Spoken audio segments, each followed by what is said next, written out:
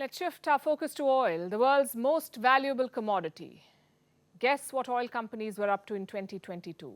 They were making money like never before. The Ukraine war, the disrupted supply chains, the economic uncertainties, everything worked in their favor. Take this for instance, ExxonMobil, Chevron, BP, Shell and Total Energies. What's common between these companies? Together they form the big oil club, meaning these firms are the top players in the global oil market. Now let me show you the kind of money they made. ExxonMobil recorded its highest ever profit of more than $55 billion in 2022. The last time it made anywhere close to that figure was back in 2008.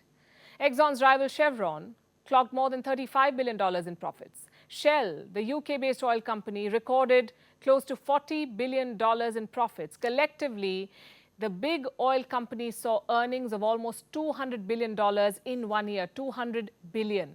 How did they make this kind of money? Courtesy Russia and the war it's waging in Ukraine. Oil revenues took a big hit in 2020 and 2021. That was during the pandemic. The prices and demand had both fallen to an all-time low. At one point, oil had literally hit rock bottom.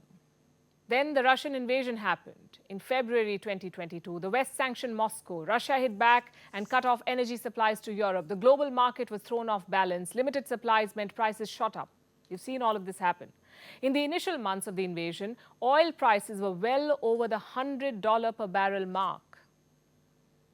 You know when something like this happened the last time? During the Iraq war in 2003, the conflict coincided with an increase in oil demand. And remember, Iraq held the world's second largest oil reserve in 2003, so oil companies exploited that wealth. And how? They actively took part in oil extraction and production in several parts. In return, they made hefty profits.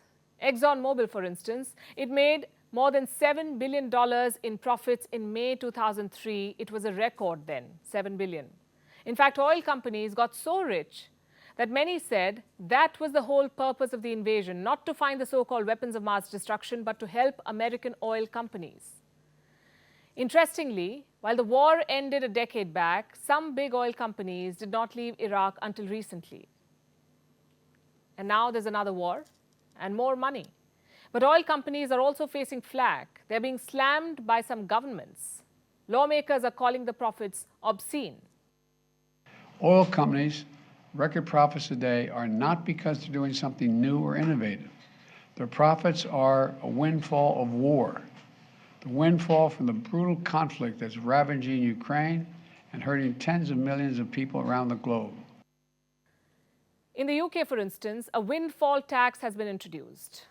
This is a tax on the profits that oil companies make. This is in addition to the taxes they already pay. But you see what the governments are doing here. Instead of pushing for a green transition, they just want a slice of the oil profits. And how does any of it help the people? They're still paying higher energy bills.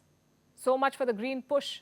Summits are lined up every year. Leaders pledge to reduce the use of fossil fuels. The International Energy Agency says high oil prices could be a boon for the renewable energy sector. But that's not how any of it is playing out. Here's a statistic. Since 2016, banks have given loans worth $2.5 trillion for energy activities, $2.5 trillion. Do you know how much of this money has gone to renewable energy? Just 7%. So here's where we are at.